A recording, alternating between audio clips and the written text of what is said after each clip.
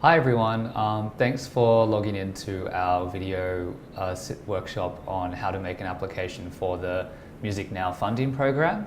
My name's Lachlan Hurd. I'm a sector investment lead in the sector investment team in Arts, Investment and Development at Create New South Wales, and I'm joined by Laura.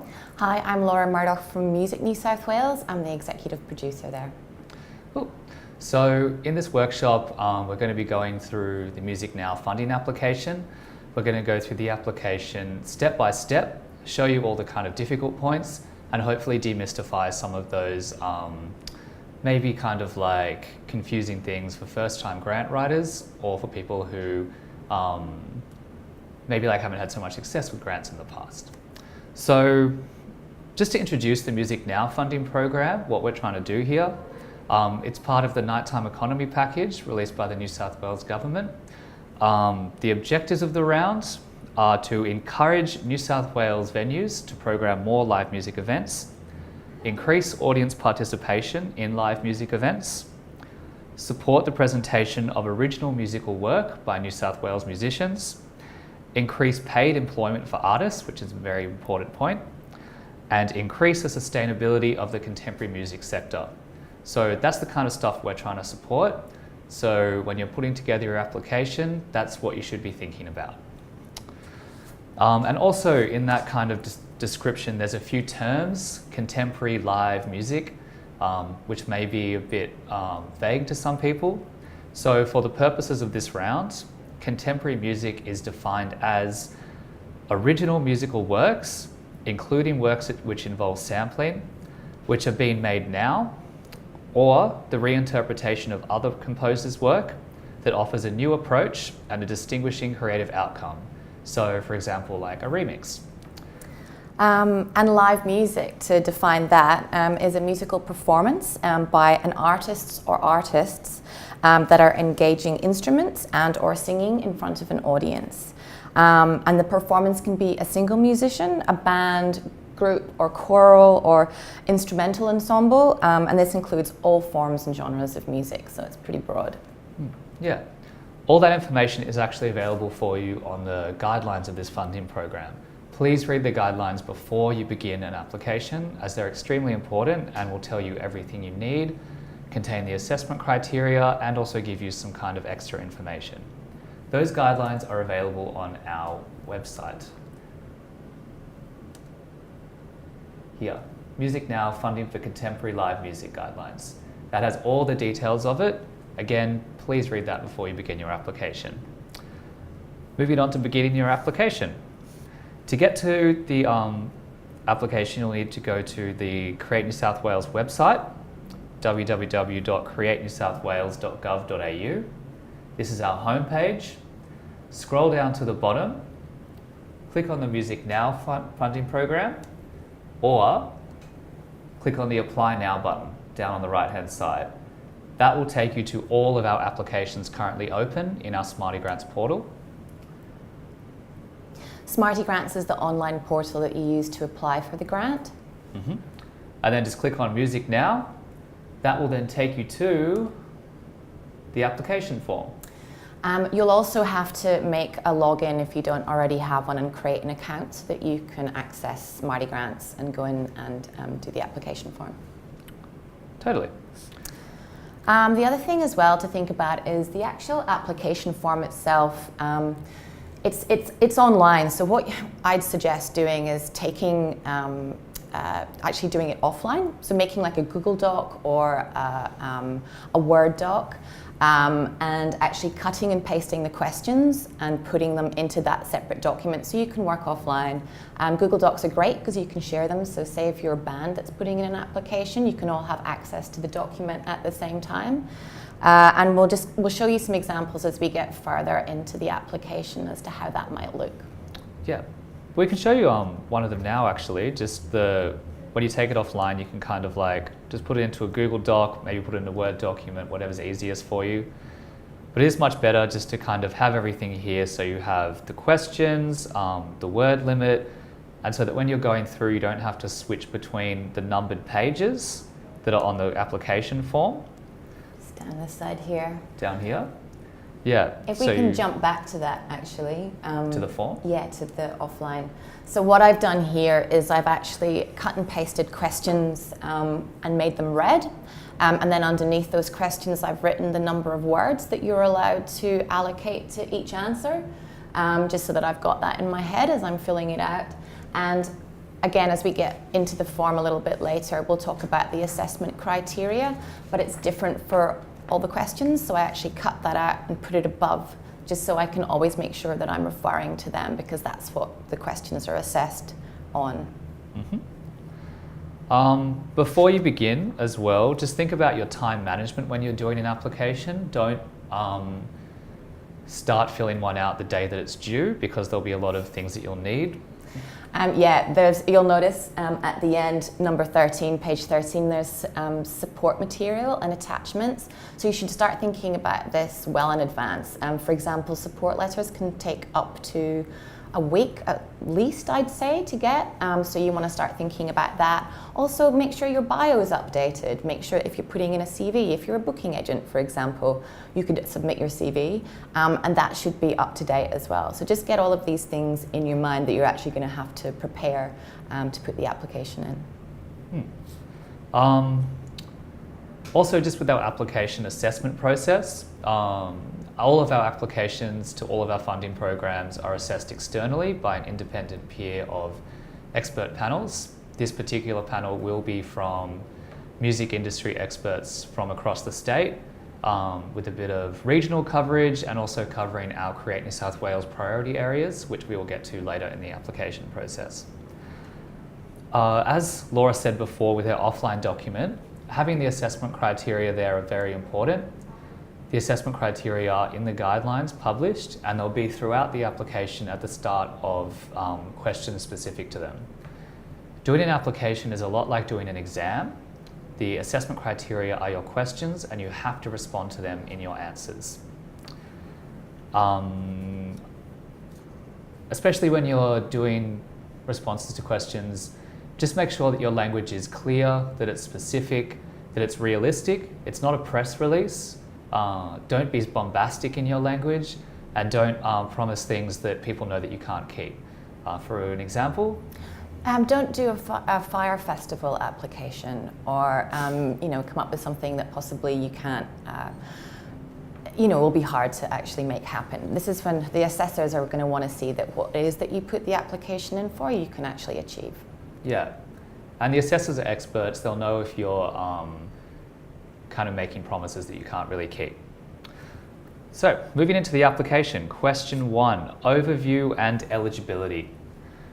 This is just kind of at the start of the application, all of your data collection things. Applicant type is the first question you'll come across, except for, of course, reading the Music Now guidelines. You have to have read those before you start an application, as I've said before. Applicant type.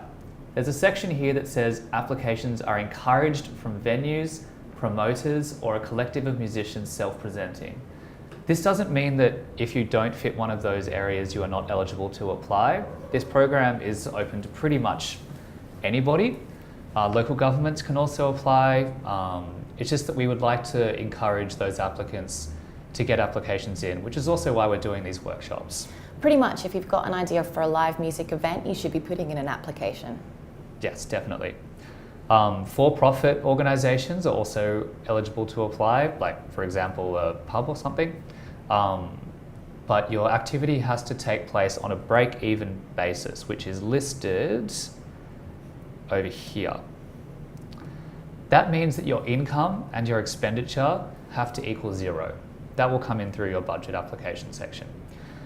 When we get to the budget section, we'll show you how you put in fees for artists, fees for the creative team, and that's where you'll see the money come through to cover your project, but it should always break even.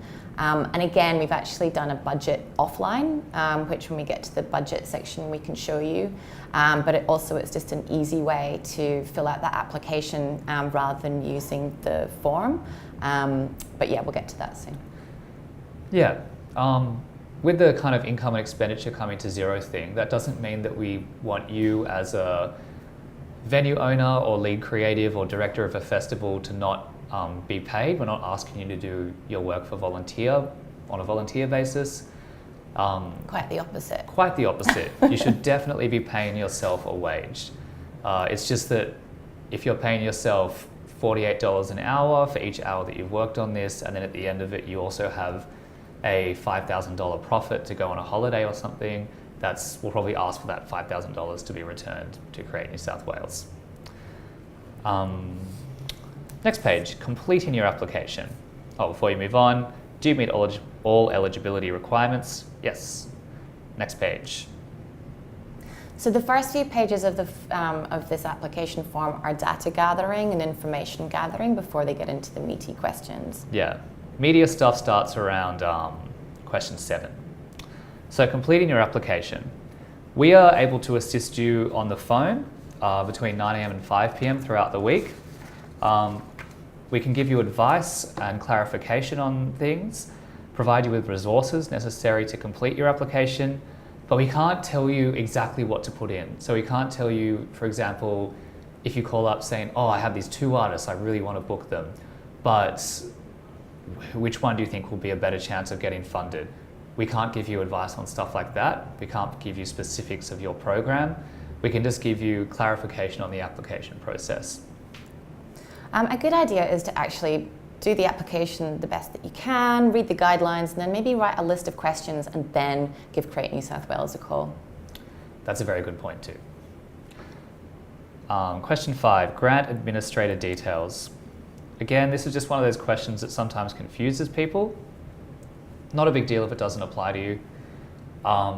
If you are engaging another entity to administer the grant on your behalf, for example, auspicing is what it's called, just kind of detail that here, and if you click yes, you'll be asked for their details.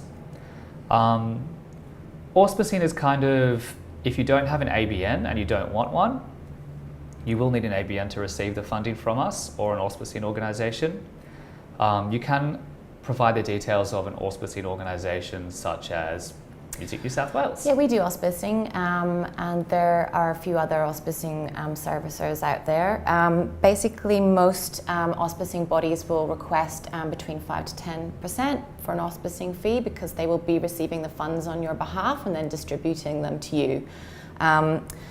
You should budget that so that your auspicing fee doesn't come out of your overall budget, so that should be included in your budget if you do that.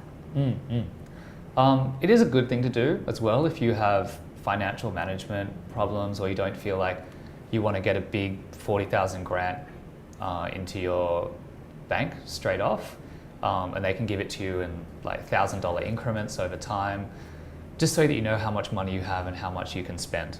It's a pretty good thing. It's great for large grant amounts, but probably not necessary for the smaller amounts. Definitely.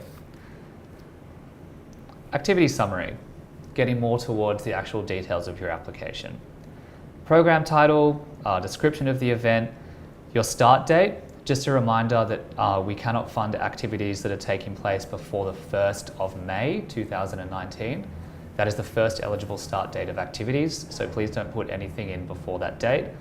And all activities must be concluded before the 31st of December 2020. So you've got quite a long period to make your event, your program, or your club night happen. Also good to know that this is where I actually start cutting and pasting all the questions to work on an offline document like the one we showed before.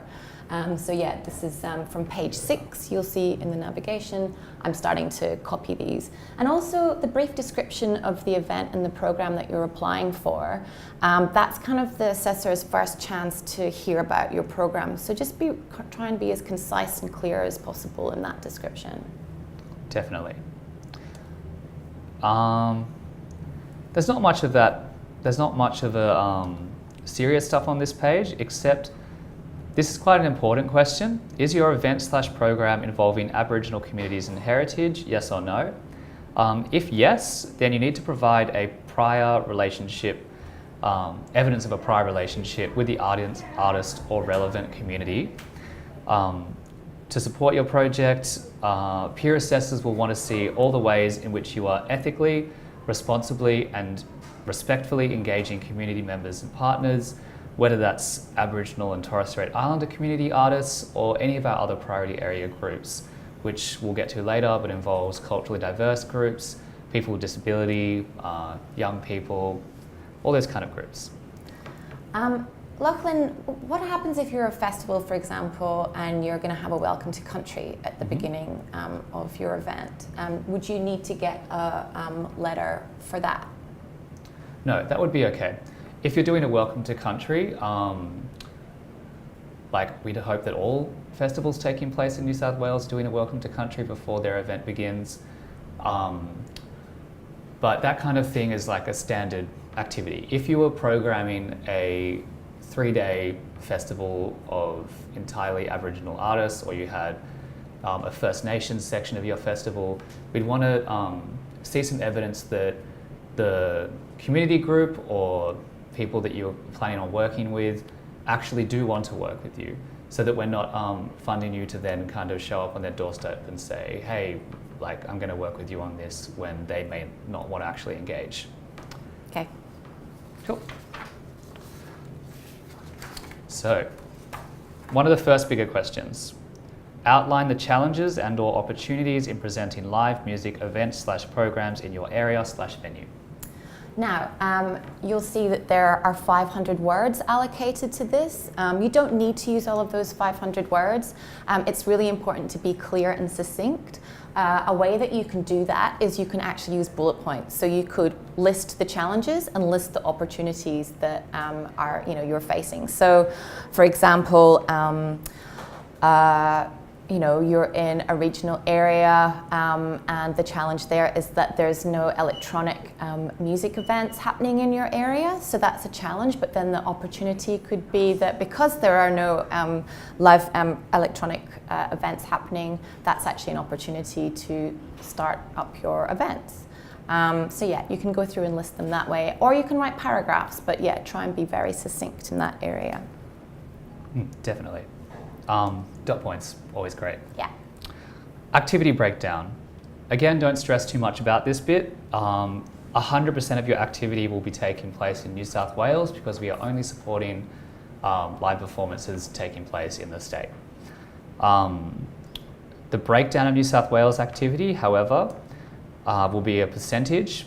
If you were, for example, doing 4 performances or 4 programs of events, and 2 were taking place in Chippendale and 2 were taking place in Byron Bay, then it would be 50% Sydney and 50% regional New South Wales, which would then come up to 100. If you are based in the Blue Mountains, just for a side note, the Western Sydney area does extend out to Mount Victoria, I believe. Newcastle and Wollongong are considered regional New South Wales, but if you have any doubts or you're a bit unsure about whether or not you're in Western Sydney, regional New South Wales or Sydney Metro, go to our guidelines, the Arts and Cultural Development Guidelines, check our definitions, and there'll be a list of LGAs that are included in each area. What are LGAs? Oh, local government areas. Thanks, Laura. Cool. Next page. This is where the real application kind of begins. This is the assessment criteria. So we were talking earlier about the offline document that I made. So this, I cut and paste this and I put it above the question when I'm working offline, and I always refer back to it. I'll just show you on that offline applications again. So here you can see where I've cut and pasted those criteria, and then I've written the question, the number of words that I'm allowed to use, although I don't have to use that many. And so then I can work offline without having to fill out the small boxes in the application form. Mm-hmm. So, artistic and cultural merit. This application has 4 assessment criteria. They are artistic and cultural merit, engagement and participation, viability, and budget. All 4 are weighted equally, so all 4 are just as important as each other. The first one, of course, artistic and cultural merit. It's imperative that you answer the breakdown of criteria here, because those are the questions being asked of you. Be realistic, be specific, provide examples either here or in support material, preferably in support material. We'll chat more about support material when we get closer to it. Definitely. Be as clear as possible. As we were saying, you can even use these criteria as kind of like subheadings and bullet points, but only if that makes your articulation clearer and only if you feel like that works for you. So to break this down into kind of questions for you, the first one, high quality cultural outcomes. What are the cultural outcomes?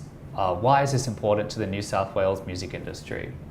Contribution and relevance to art form, diversity, cultural practice, locational expertise.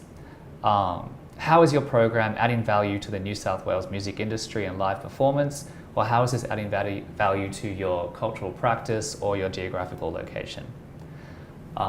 Involvement of professional musicians. So Create New South Wales want to see that you're involving professional musicians. And there's different ways that you can show that you're a professional musician. Now, a lot of us are professional musicians, but we also have full-time jobs, and maybe we don't survive off of the income that comes in from being a musician. However, that said, we're still professional because we may have, our own business, an ABN number. We'll also have things like a bio. We'll have footage of live performances and lists of events and gigs that you've done.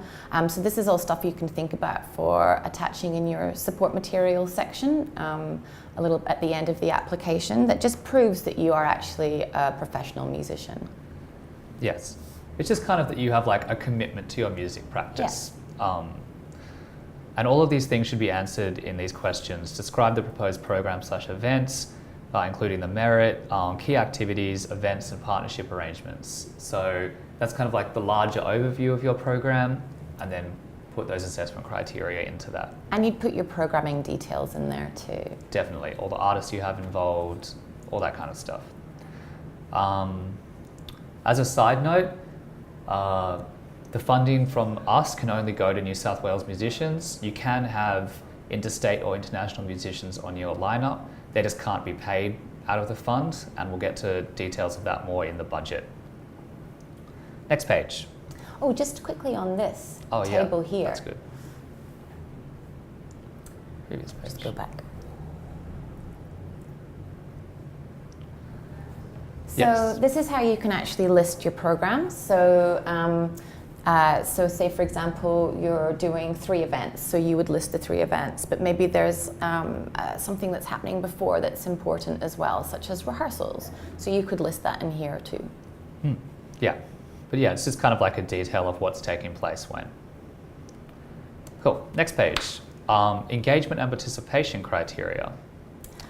You'll notice again that the assessment criteria has actually changed for this question. So again, make sure that you cut and paste it when you're working offline in your offline document so that you can always refer to this when you're thinking about the answers.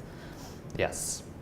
The word limit is 500 again, but as Laura said, please don't feel like you need to fill that whole section out. Try and put yourself in the shoes of the assessment panel. They could be reading up to 70 applications at a time.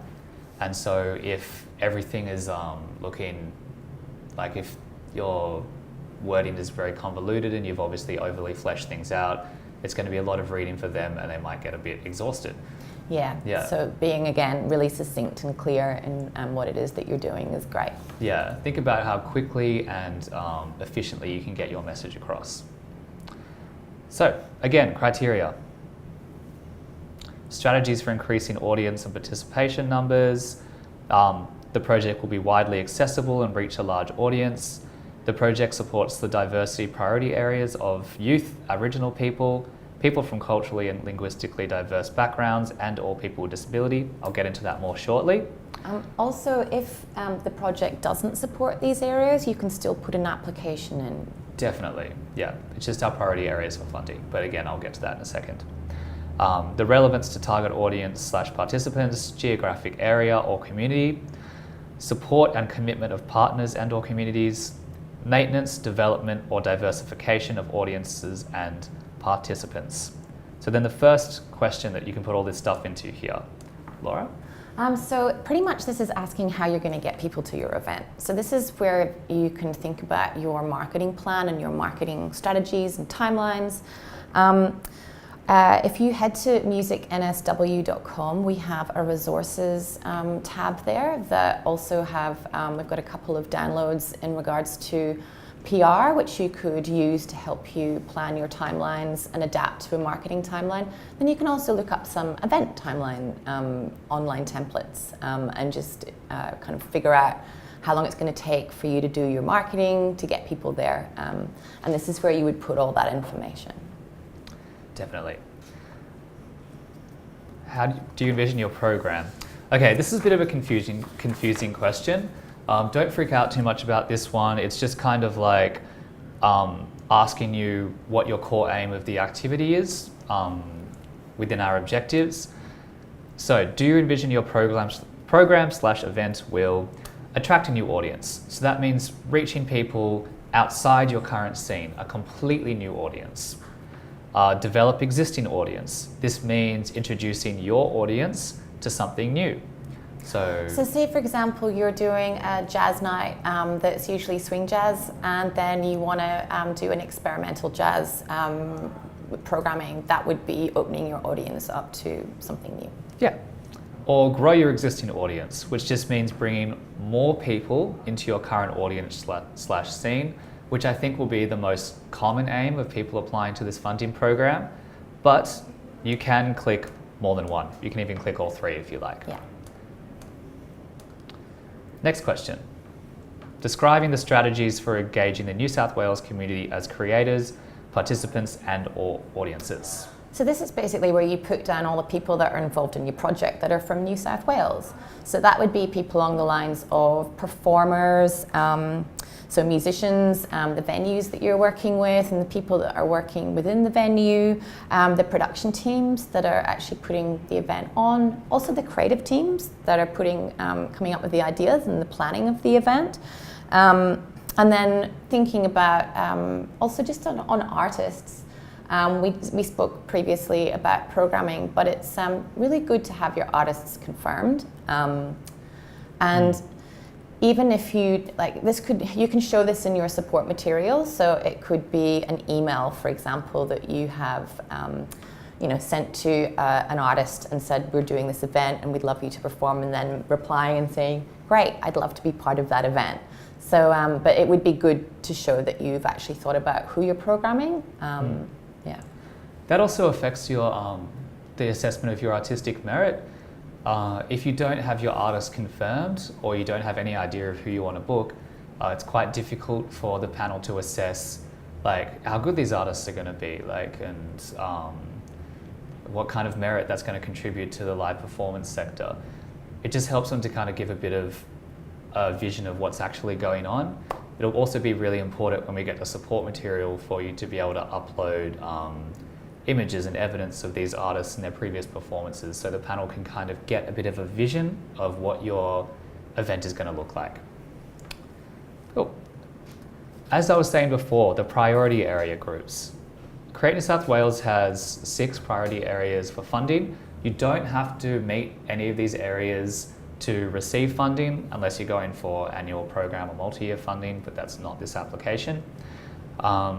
If you do click yes to any of these, which are Aboriginal people, people living and/or working in Western Sydney, people from culturally and linguistically diverse backgrounds, people with disability, that includes mental health, people living and/or working in regional New South Wales, and young people, which is people 25 and under. If you click yes, as I've done for a couple of them, a little box will come up asking you how you're doing that. So to be able to tick one of those boxes, you need to be meaningfully and properly engaging with that group. So I mean, for example, you wouldn't, if we can scroll back up, you wouldn't select people with disability if you just had an accessible venue, for example. You would only select that if you were actually specifically marketing to people with disability, or your event was somehow involved around that. Or, for example, if you had programmed a band with people that have disability. Another one would be, on the flip side, if you had an all ages event that you were planning, You could take young people if that's who you were targeting and you had a live music in an all ages situation, then that's something that you could then prove. Mm-hmm. And if say for example you're in Parramatta and you're putting an event on in Western Sydney, the creative team is actually putting that event on and it's in Western Sydney. So you would then take that and then explain it in the drop-down box. Definitely. An open door policy doesn't count. So obviously a lot of first-time grant writers don't want to click no because it feels like sometimes they feel like they're excluding people from that group. But it's only if your activity is like meaningfully really engaging. If you just tick yes to all of them and say everyone's able to come to my event, that's not really what we're asking of you there. But again, you don't have to only tick these if they apply. They won't affect your chances of being able to receive a grant. Definitely. Page 9, viability. This is the next assessment criteria. This section is kind of like whether or not the panel feels like you have the skills and resources to pull this off. So again, you'll notice that it's a different criteria. So again, I cut and paste this out and put it in my offline document. This is pretty much your chance here to describe your history, experience, and expertise and how it relates to this event and program. And that's kind of really key here. You shouldn't be cutting and pasting a CV or a bio in here. This is, assume that the panel, you may think that they have heard of you, especially if they're from the music industry, but they may be from a different scene. So just assume that the panel has never heard of you before. And just tell them a bit about yourself and what you've done and how you can actually achieve this application and this program based on those things. So what you could do is you could, do a paragraph on your history and relevant history to this application. A paragraph on your expertise and experience, and again, how it relates and how it means that you can actually pull off this program or event that you're putting forward. Yeah. There's another thing at the bottom here that says employment, just quickly. That's kind of people who are core creatives or administrators in the program and the artists. Don't worry about putting in all the kind of, if you're doing a major festival or something, don't worry about putting in the, 1,000 production and bar staff that will be involved. Just focus on the people who are being core functions of the program. So say you're a band and two of you are the creative team and you're working together to put on the event. So you would put in the amount of time that it's taken you, if you're part-time or full-time on it. And then you would also list the artist as well. Definitely. So the artist, so say you've got support bands playing, that kind of thing. Yeah, just so you don't blow out your figures hugely. And it's good to think about that because now we are getting onto the budgets, which is a big part of the application. Yeah, so that it's three pages of the application. You have your income, your expenditure, and then your budget summary. So it's important to remember that your budget is just as important as your artistic merit. Again, all the 4 criteria are weighted equally, and it's extremely important to consider the assessment criteria before you go out and complete this budget table. For me, again, what I tend to do is I actually go offline with this in the same way that I do with the questions. Can we take you there? So yeah, thanks, Lachlan. So basically, this is I've just cut and paste everything, all of the different income items that are listed in the actual application in the drop-down boxes, which we'll show you. But what I'd suggest doing is actually just doing your own budget, the way that you would normally do a budget. So, my budgets wouldn't necessarily have all of these lines in them. So just kind of do a simple budget, and then you know how much your event's going to cost. Then go into the application, cut and paste everything out, and make a budget that's in line with the actual application, and then see how your budget fits into that. Yeah. Don't feel like you need to do it exactly this way, whichever way works for you is best, but always it's always useful to copy out a budget and then copy it in later. Yeah, and then if you scroll down as well, we spoke before about breaking even. So just a note, so the total income must be exactly the same as the total expenditure, and that people trip up quite a bit on that in grant applications. Yeah, you won't be able to submit your application unless it breaks even. That's handy. And if you don't understand why it's not breaking even, just give us a call and we can help you out. The criteria for the budget. I'm just going to go through each of these criteria quite specifically, because I think people sometimes forget that they're there with the budget. Detailed, comprehensive, and accurate budgeting, the first one. Please break down your large sums. Don't just put in $20,000 for artist fees, as that's very vague and inaccurate. If you put down $20,000 for artist fees, explain how you came to that figure. It's like I said before, it's kind of like a maths test and you have to show you're working. There's an explanation column at the right of any of all the kind of expenditure notes, which I'll just take you to. And in that section, you can kind of detail how you came to that figure. So I've got a few things in there at the moment. But, can we zoom in on this a little bit, Lachlan? Definitely. Thanks. So for example, if you put in performers and artists' wages fees, $20,000, and you had 10 really big name bands that were getting a $2,000 fee each. Medium name bands. Sorry? Medium name bands. Medium names, you know. And so then you would put 10 bands at $2,000 each.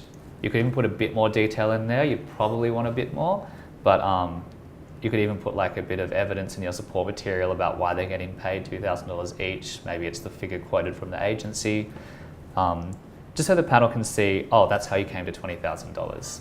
And obviously it's not always going to be as cut and paste as that, because not all artists are going to cost the same. So there's other ways you can, rather than having to write a big explanation, if you see the plus button on the right hand side, you just keep adding in rows as you need it, and then you just select from the drop down category, and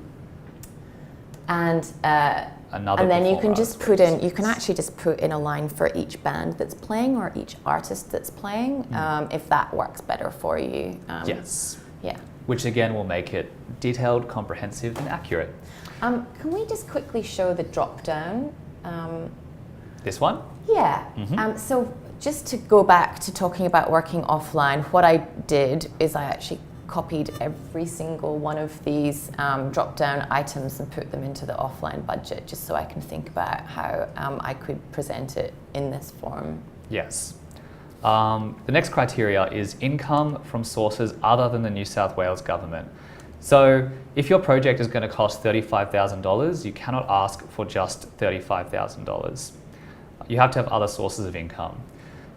For example, ticketing costs, that'll be a source of income, yeah, but you don't have to make your event. It could be free, but maybe you've got a lot of merchandise that you want to sell. So there could be other ways that you've got other income, or perhaps you have done like an online kind of crowdsourcing way to generate some extra money. Yes, definitely. A really good way to calculate your ask from Create New South Wales is to first calculate all of your other sources of income. So maybe that's your own contribution, your tickets, your crowdsourcing, your merchandise, and maybe if your event's going to cost $35,000 and then all of that other income adds up to $6,000, then ask for $29,000 from Create New South Wales. I can almost definitely tell you that figure will end up being really specific, like $28,137. Don't feel weird about asking for something so specific. Be specific. Not only will it kind of get you a little bit ahead in your project planning, it'll show you, the assessment panel, that you have already done some quite significant financial planning and you know exactly how much this is going to cost and exactly how much you need. Cool. Value for money. Realistic for scale and impact of activities, and also the appropriate use of requested public funds. So this is kind of like, don't blow all your cash on random things. For example, if you're paying the artist the bare minimum wage, but then have $100,000 put aside for, like, I don't know, lighting or something, it might look like you're not really using the funds to meet the objectives of this round. Yeah. And especially when we get to kind of artist fees stuff, I'll hand this over to Laura. Adequate provision for artist/creative fees. So I'm just going to jump back to one of the objectives of the round, which is increased paid employment opportunities for artists. So in the guidelines, you'll notice that there is $38 per hour listed for artists, and this is just the Live Music Award, so it's the minimum wage. So this isn't actually, just never go below that, but I strongly urge you to pay a lot more than that and pay the artist's worth. So for example, if you go through a booking agent or you go direct to the artist, they'll have a really good idea of how much they would like for their performance. So pay them that much when you do the budget. Don't pay, like, say for example, you've got an opener and it's a single artist. The bare minimum per hour should be 150, but still that's pretty low, we think, for paying artists. Definitely pay artists what they're worth, and that's part of one of the objectives of this grant. Yes. Also, pay your creative team. Include travel and rehearsal times, and if this is actually a tour, include like per diems. And a hotel. Yeah. Don't feel like you have to, if you're a touring band, stay on your friends' couches everywhere. We want to see you budget for hotel costs and to put yourself up somewhere so you don't get so exhausted on your tour. We want you to take care of yourselves. Yeah, so as the applicant who's actually planning the event, pay yourself. You are the creative team. Pay your artists. Just make sure everyone gets paid. Yes. You can have like in-kind support through like volunteering and stuff. We're not going to mark you down for that. But if it's artist volunteering, that might not look so good because we're looking to support artists. Artist, musician. Yeah. The last criteria, provision for insurance and other liabilities. Insurance is definitely important, like public liability insurance if you don't have it, or if you can't have any sort of support there, maybe look at getting some. Another thing to consider with your budget is that a contingency is always important, usually calculated at 10% if you feel like that's appropriate. So if your total cost is $60,000, you can add in $6,000 of contingency. From my personal experience, I've always ended up using the contingency I've budgeted for because things go wrong or random things happen. Like for example, if your artist is flying in from Broken Hill and their flight gets cancelled and you have to last minute book a new flight, that's going to be coming out of your pocket if you haven't budgeted for it, and it comes in as a contingency. It's just really good practice to always put contingency in any budget that you're doing. Yeah. It's like a safety net. Yeah. And then the budget summary.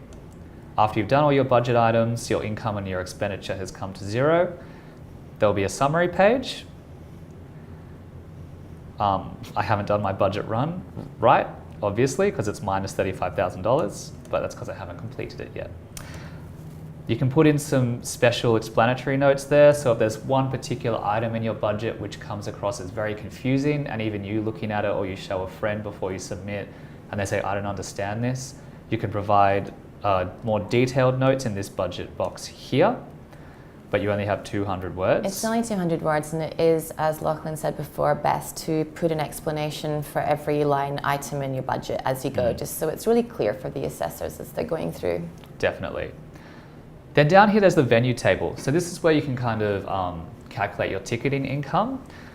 You can just put, maybe let you handle this one. Yeah. So for example, so this is just basically where you list all of the venues and the capacities for each of your events. So say, I'm just going to do one event. So I'm putting in an application for one. So the venue is here. So I'm just going to, put the name of the venue in there. And then if we could zoom in a little bit to this, Lachlan, right? The category, there's a drop-down menu. So I'm putting it on, so I'm going to select self-presented. But if Lachlan and I were putting it on together, then I might do co-presented. And then contract fee, what's that, Lachlan? Contract fee, if it doesn't apply to you, don't stress about it. If you have any questions, call us up and we'll clarify for you. So I'm doing one event, self-presented, and so you may not be able to tell, but in this space you can fit 200 people. And that seat capacity is like standing, like the amount of people that you're going to have in your venue. So I'll just put 200 in there. I'm going to charge $20, but it's really important to note you don't need to charge for your events. I am for this, for the purpose of showing you how to fill out this form. But yeah, it doesn't, you may not be having a ticketed event. But you still need to fill this out so that the panel can see numbers of people that are going to be going to your event. So $20 is my estimated ticket price, and then I'm going to, well, I only think about 100 people are actually going to come to my event. That's quite a conservative figure, but from my past experience, that seems like a good guess. So I'm going to put in 50%, which means that if 100 people come along to my event, then I'm going to have earned $2,000 in ticket sales. And so I would go through each like if I was doing multiple events, I would just keep adding a line in here and filling it out as I went for each venue or number of events at the same venue. Definitely.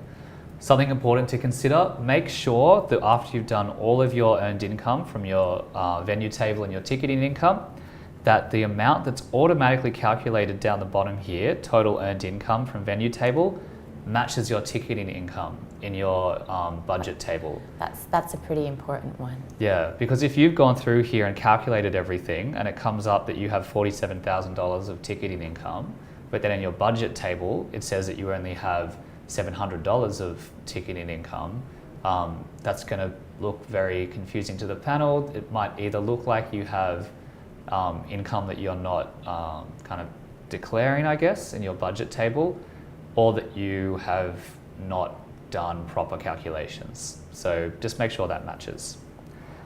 Okay, we are almost done. The last really important thing is attachments and support material. So this is what you've started thinking about at the beginning of your application and given yourself at least a week to get hold of. So this is at least. Yeah, at least. So this is where you would have, you can upload the bio for the artists that are performing, or the bios for the artists that are performing, or the musicians and artists. You really should be putting support letters. Now, traditionally, support letters are a letter that you get from someone that's showing support specifically for this application. So if, for example, you're putting on an event and you've done one previously at another venue, then you could ask the venue to put a support letter in for you. I think that this person has done amazing jobs in the past type thing, and I highly support this application. That's kind of what you would be doing. But the letter should have at the top of it the date, and then you also want to have the signature at the bottom of the letter, and then letterhead on that too. And get it addressed to the peer assessor panel. That's typically what those letters look like. You can also just use an email. So it could actually be an email that's come from somebody, and that you have like the to and from section and the subject at the top of the email with the date and the time, and then the email signature at the bottom, but with the same kind of, I support this application because of my dealings with this person. So that's what the support letter area is about. And so that could come from booking agents, venues, artists. So yeah, try and get a couple of them at least. Also with support material about kind of the actual music you make and the performances that you do, or that the artists that you want to bring on do, make sure that it's high quality, that it's recent. Don't upload a photo of your friend's shaky iPhone video at your last performance. Try and make it like high quality so the panel can actually see like what's going on. Make it relevant as well. Don't if you used to be in like a hardcore heavy metal band and now you're doing like a solo folk music project, maybe don't upload too much stuff from the hardcore heavy metal band because it won't really equate to the stuff that you're talking about in your application. Yeah, and then you know, just things that relate to live music performance. So if you've got a live music performance video, you could put a link to that There's URL sections in the application. Don't do it any longer than 4 minutes though, because that's quite an ask for the panel to look through lots of video. And then you could also put up, shots of live performance, so the panel have an idea of what the program's going to actually look like. What you can also do, this is bios. You can also do CV, so if you're a booking agent, for example, or lists of achievements, that kind of thing. You can put all of that in here. And reviews on past events that you've done. Music press saying great things about the events that you've put on in the past or been participated in the past. You can also provide links here. You don't have to provide documents straight away. You can put links to an external site. And if it's a private thing, you can put a password in here so the panel has access to it. Yeah, I think that pretty much covers most of the support material. Yeah. Again, if you have any questions about what you can put in, just give us a call. Cool. So after you've done that, then you'll see the diversity data collection. This is when we go just kind of into you doing the final submission of your application. Diversity data, all questions are voluntary here. But it's so that we can kind of have a greater understanding of what the arts sector looks like, what we're supporting, and any gaps that we need to provide some strategic support in because we're not meeting those areas. There's all of our priorities listed here. There's also gender and sexuality diversity questions. But again, you don't have to select them if you don't want to. After that, review declaration and feedback. So once you've actually submitted your application, you can't go back in and edit it. So this is quite important to really carefully review everything that you've written. And it's displayed quite well, and it's probably quite similar to how the assessor panel would see it. So it's just one big long page with all of your questions and kind of filled out. Definitely. Yeah. And it'll take you through the whole thing. Everything's in one big long file. Don't be too stressed that you haven't filled something out and you've forgotten, because the application will tell you, as I have hardly filled mine out. There's a lot of red highlighted areas where it's telling me you need to go back and complete this section. It'll say response required. So many response requireds there for me. But then once it's all good, go down to the bottom and then you click submit. But I can't do it yet because I haven't finished. If you are working on your application on the final closing date and it's 9 p.m, there's a big electrical storm in your area, your internet goes out and you can't submit, just take a screenshot or download a PDF of your application and just send us an email the next day letting us know what happened, or give us a call if your internet's still not back up, and we'll be able to kind of help you out there. But we do need some evidence that you were significantly through your application and that it was ready to submit before this incident happened, just so that we keep fairness across all applications. And I'd also suggest maybe just putting it in the day before. Yeah, that's always a good point. Yeah. That's everything about the application. Thank you for listening to us for the past hour. If you have any questions, you can get in contact with me at Create New South Wales. My number and my email are listed on the guidelines. If I'm not in the office, someone else from the arts funding team will be able to assist you. And I also strongly recommend get in touch with Music New South Wales for any sort of support stuff. Yeah, you can also head to our website. It's musicnsw.com, and we have lots of resources for artists. Head on over there, and if you've got any questions, just give us a call or send us an email. Cool. Thank you very much, and good luck with your application.